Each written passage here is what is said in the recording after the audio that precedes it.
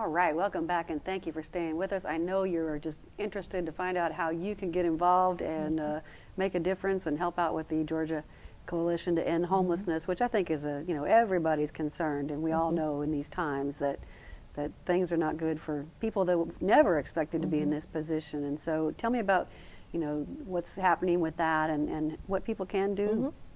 One of the things that they can do is to go to our website and become a member of the organization if they would like to. That way they will be on the mailing list and get the regular bi-monthly newsletters and be kept up to date on the advocacy issues and what we can do from just legislation, how we can write a letter or do whatever. How they can work along those lines. We also have, we do technical assistance and support and facilitation to communities for a lot of the faith-based community.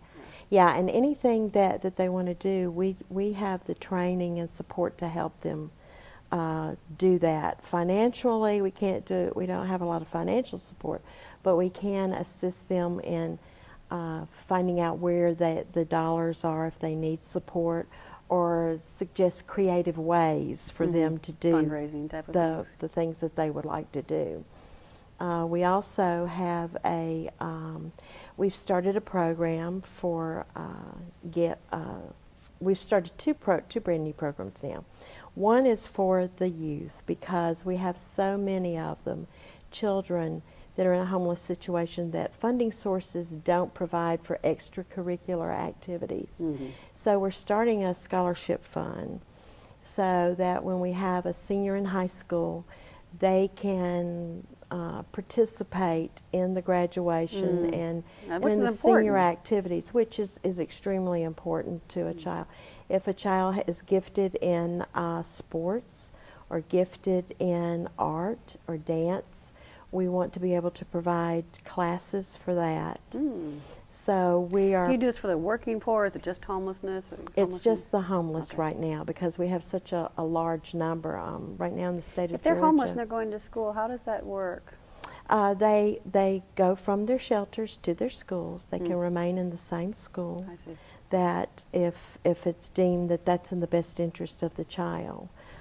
Otherwise, they can re-enroll in the school closest to the shelter where they're living, or transitional housing. Right now the push is going to be on rapid rehousing and homeless prevention.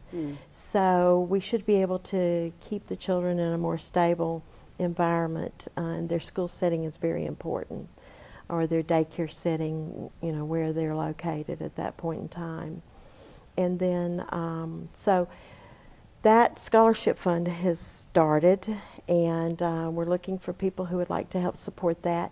It may be that they may not want to support it by sending a check. I had a thought, they just may have, I mean, I would think even just individuals that are in business like that, dance or maybe waive those fees, and this is a scholarship. I mean, there's a lot of ways you don't have to spend money. That's exactly, and that's why we're looking at, particularly given the funding issues right now in the state of Georgia and everything, we're helping communities look at how they can develop gifts and talents, databases within their communities or within their churches. And what the whole idea of that is that people won't necessarily, wouldn't be giving financial contributions, but that Mr. Smith down the street, who owns a car repair place, will say, well, I don't have a lot of money that I can give, but I can do maybe 3 or 4 brake jobs for somebody who needs brakes on their car.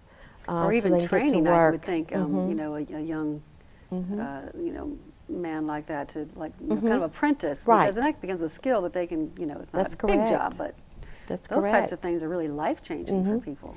So we're looking at, we're trying to move more towards that, everyone being able to give a hand and be able to do what their talents are, where their strengths are, and be able to give to the community, because so many people would love to do that, but financially they're struggling themselves. But this would be something, it'll be a win-win situation. The other fun thing about that is you receive so much. When you offer assistance to help themselves, then when they take it and you see it, oh boy, you get so much back. And you see the growth. And that's one reason why we're focusing on the families and children right now, is because our goal is to, when you've been in the business as long as I have, you begin to see the generational homelessness. Yeah. And so if we can focus on the children and begin to turn that around, I think we're going to have a better success rate by investing the dollars there, or our time, and so that we can make it a different life for a lot of families. And have you, I mean, are there new resources available with the stimulus package, or how's that going? The stimulus package, it's... I'm sure it's a quagmire. Yes, it is. It is. As the government told us in the first meeting, to be prepared, it was like building an airplane in the air. And that is the truth, the truth. That's a good analogy. So I've never heard that one before. So we have... Is that possible?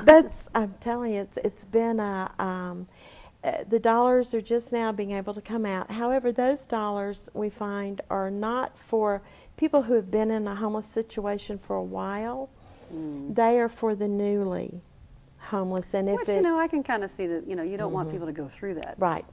Right. And so what we're trying to do there is prevention for a lot of the people in the that haven't experienced homelessness, but because of loss of job, or because they're a family illness or something like that, it has put them in that situation. There's people who've been laid off, right. people who have been furloughed right now, whose salaries are, you know, just a part of what they once were. It doesn't take very long to get down. That's correct. Well, we got to take another break Okay. right now. We'll be right back with Catherine Preston from the Georgia Coalition to End Homelessness.